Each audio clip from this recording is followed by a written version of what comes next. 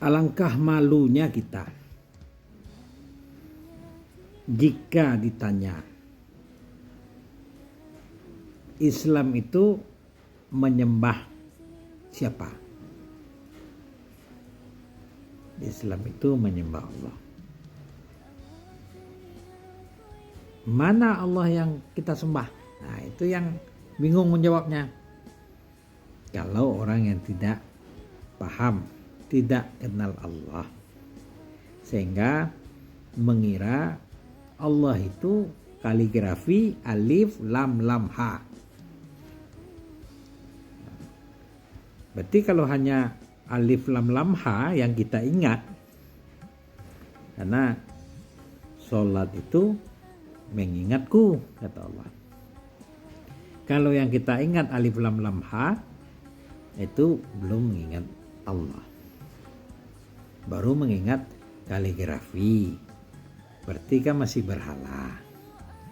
Ada juga sebagian orang mengatakan sholat itu yang kita ingat tuh Ka'bah. Wah, ini lebih parah lagi, karena memang Ka'bah itu tempat penyatuan pandang kepada Allah, arah ukhuwah kebersamaan kiblat. Nah, jadi bukan Ka'bah itu bentuk Allah. Nah, ini yang salah lagi nih, berarti berhala. Makanya kita sering mengulas tentang mengenal Allah dalam makna tauhid yang ada di sifat 20. Nah, itulah sifat 20. Kalau kita udah paham sifat 20 dibagi 4, nah, itu kita udah paham tentang Allah yang nyata, jelas dan terang. Kalau kita udah paham, ibarat kita mengetahui gula pada manisnya. Jadi dimanapun ditaruh, disembunyikan oleh orang gula itu, kita akan tahu bahwa itu ada gula, karena rahasianya manis atau rasanya manis. Rahasia itu singkatannya rasa, ya. Itu juga garam, karena rasanya asin, atau rahasia dari garam atau asin. Jadi kita nggak bisa ditipu lagi, nggak bisa kita ditipu lagi, karena kita udah tahu. Apapun soal diberikan, kita udah paham bahwa ini Allah ini nyata, terang dan jelas. Makanya kalau orang sudah kenal Allah, sudah paham tauhid, maka ulama arif billah berkata kias sifat 20 dibagi 4, di mana lalu orang yang jahat segala dinding berpengharapan. Jadi nggak akan ada orang yang mengganggu kita lagi, karena kita udah kenal Allah.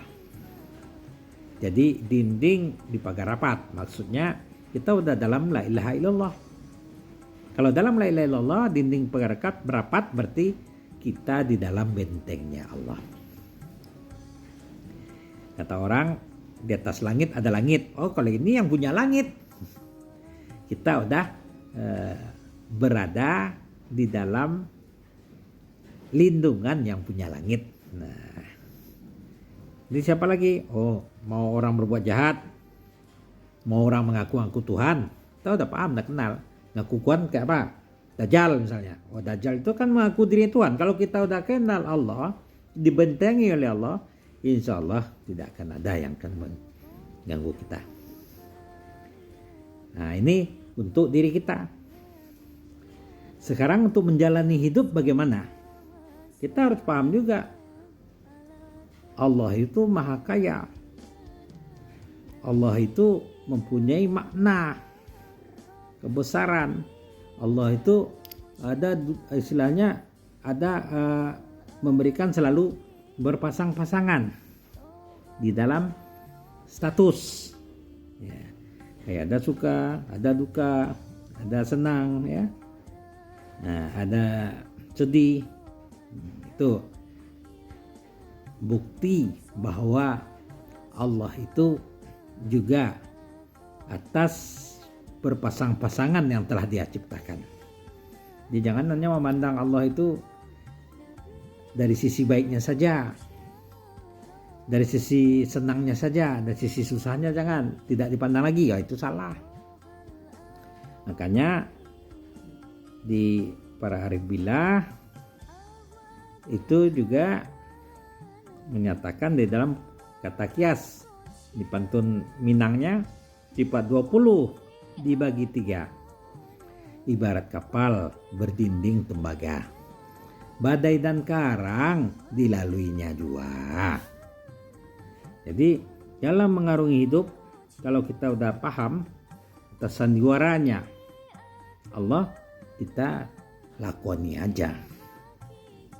Karena mau susah, mau senang, mau gembira, mau duka, nestapa, bahagia, harus bahagia.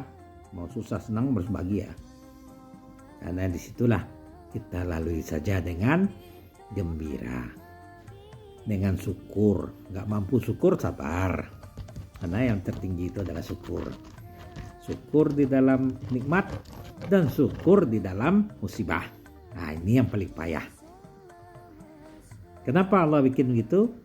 Allah hanya untuk menilai mana di antara kita yang ngaku-ngaku menjadi hambanya. Karena hamba Allah itu adalah ya araftu rabbi bi rabbi, adalah pengosongan diri bahwa yang ada hanya Allah. Itu yang kekasih Allah tadi, utusan Allah tadi, atau Nur Muhammad tadi. Bukan Barabah makan padi, Barabah makan sikat duduk. Bukan di Mekah tempat Nabi, Nabi beserta kita duduk. Oke guys, semoga kita dapat hidayah, maunah dan karamahnya Allah Ta'ala. Wabillahi taufiq hidayah. Wassalamualaikum warahmatullahi wabarakatuh.